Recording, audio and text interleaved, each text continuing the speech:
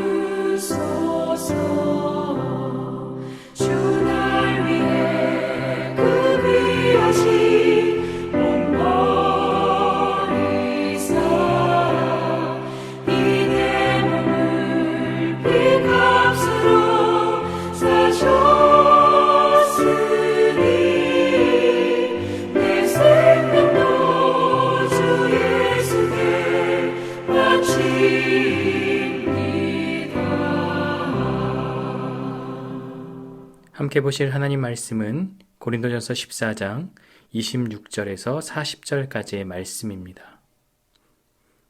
그런즉 형제들아 어찌할까 너희가 모일 때에 각각 찬송시도 있으며 가르치는 말씀도 있으며 계시도 있으며 방언도 있으며 통역함도 있나니 모든 것을 덕을 세우기 위하여 하라.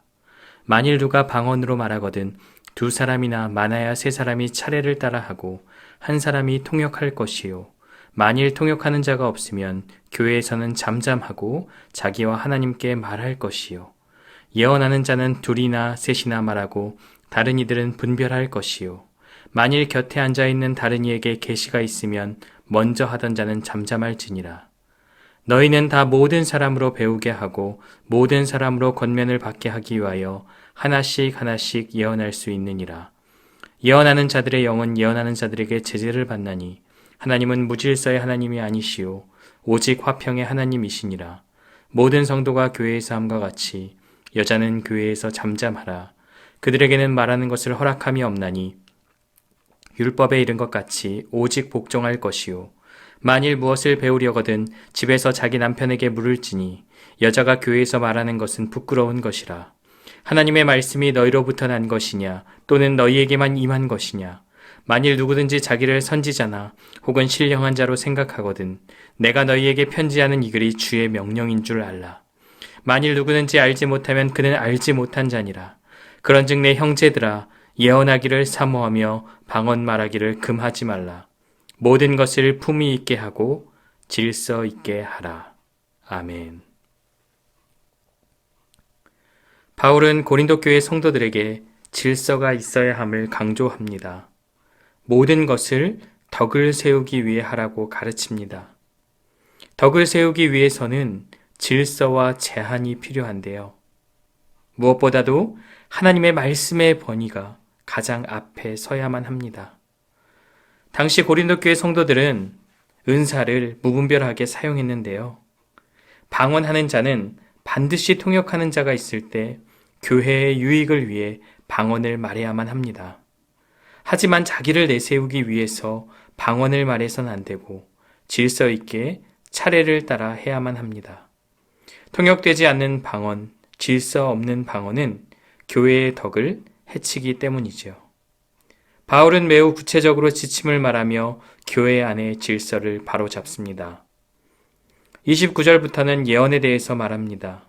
방언과 마찬가지로 무분별하게 예언하는 일들이 고린도 교회 안에 있었던 것이죠. 많은 사람이 동시에 예언할 수 없고 2명에서 3명이 차례를 따라 말해야 합니다. 방언에는 통역이 있었던 것처럼 예언에도 주위에 분별하는 자들이 있어야 합니다. 예언하는 자는 교회의 유익을 위해 자신을 통제해야 하며 다른 사람을 위해 잠잠해야 할 때가 있습니다.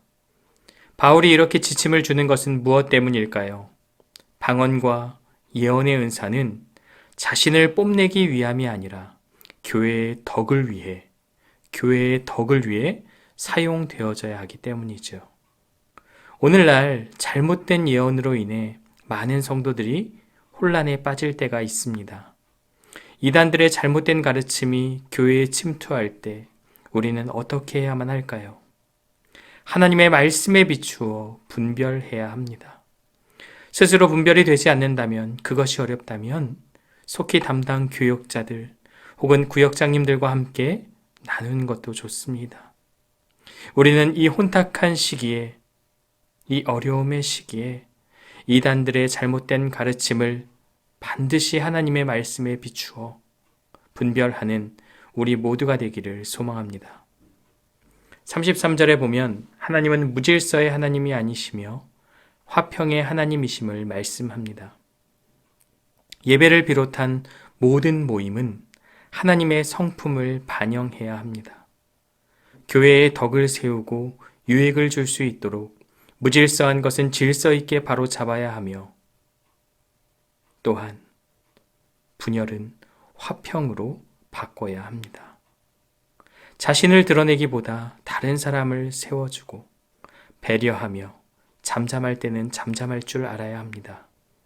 성도는 하나님이 주신 선물인 은사를 말씀에 따라 적절하고 질서 있게 사용해야 합니다. 고린도 교회는 은사가 충만한 교회였습니다. 그러다 보니 영적인 자만에 빠지고 맙니다. 마치 이들은 하나님의 진리를 자신들만 깨달은 것처럼 교만하게 행동합니다. 36절이 아주 정확하게 표현하는데요. 하나님의 말씀이 여러분들에게서만 나왔습니까? 또는 여러분에게만 임했습니까? 바울은 은사를 교회의 유익과 질서를 위해 사용하는 것이 주님의 명령임을 다시 한번 강조합니다. 사랑하는 세관교회 성도 여러분, 하나님으로부터 은사를 받는 것은 축복이요 중요한 일입니다. 그러나 더 강조되는 것은 받은 은사를 어떻게 사용하는지에 대한 것입니다. 성경은 분명히 은사의 목적과 사용법을 가르치고 있습니다. 모든 은사는 교회를 세우기 위한 목적으로 교회의 덕을 위해 질서 있게 사용되어야 할 줄 믿습니다. 오늘 은사에 대한 말씀의 결론입니다. 40절인데요. 모든 것을 품위 있게 하고 질서 있게 하라. 우리 옛말에도 과유불급이란 말이 있습니다. 지나침은 모자른 것만 못하다라는 뜻인데요. 우리에게 주신 하나님의 은사, 그 은사를 절제하며 품위 있게 그리고 질서 있게 교회의 덕을 위해 사용하는 저와 여러분들 되시기를 간절히 소망합니다. 함께 기도합니다. 사랑과 은혜가 풍성하신 하나님 아버지, 이 시간 함께 모여 기도할 수 없지만 각자의 자리에서 하나님을 바라봅니다. 오늘 우리에게 주신 말씀을 기억하며 하나님께서 나에게 주신 은사를 통해 아름다운 섬김이 있게 하시고 품이 있고 질서 있게 사용되어지게 하여 주옵소서. 주님의 몸된 교회를 위해서 함께 기도하며 나아갑니다. 먼저 유창진 담임 목사님에게 힘과 능력을, 특별히 말씀 전하는 사역 위에 지혜를 허락하여 주옵소서. 부교역자와 당회와 직분자들이 영적인 침체에 빠지지 않도록 말씀과 기도로 무장하게 하여 주옵소서. 비록 함께 모여 예배할 수 없고 온라인으로 예배하지만 각 가정이 교회가 되어 아름다운 예배, 영과 진리로 드려지는 예배되게 하여 주옵소서. 코로나19가 장기화됨에 신앙의 게으름이 나타남을 보게 됩니다. 다시 모여 예배하는 날을 사모하며 주님의 말씀을 붙잡는 우리 모든 성도들이 되게 하여 주옵소서. 소망의 하나님, 이 나라와 온 세계가 코로나로 인해 힘들어하고 있습니다. 많은 성도들의 일터가 무너지고 경제적 위기에 빠져 신음하고 있습니다. 택하신 성도들을 불쌍히 여기시사 하나님이 주시는 은혜로 일어서게 하여 주시고 소망을 품게 하여 주옵소서. 코로나 종식을 위해 수고하고 애쓰는 방역당국과 의료진들에게 힘을 허락하여 주옵소서. 예기치 못한 어려움과 고난이 우리 앞에 있지만 환난의 시기에 주님 앞에 더 크게 부르짖는 우리 모두가 되게 하여 주옵소서. 이 시간 가지고 나온 기도의 제목들 들으시고 주님의 시간에 주님의 때에 응답하여 주옵소서. 오늘 하루의 삶도 주님께 온전히 맡깁니다. 하나님의 자녀답게 살아가는 우리의 삶이 될 수 있도록 인도하여 주옵소서. 행함이 있는 믿음, 행함이 있는 믿음을 보이는 우리 모두의 삶이 될 수 있도록 주님 축복하여 주옵소서. 예수 그리스도의 이름으로 기도드리옵나이다. 아멘.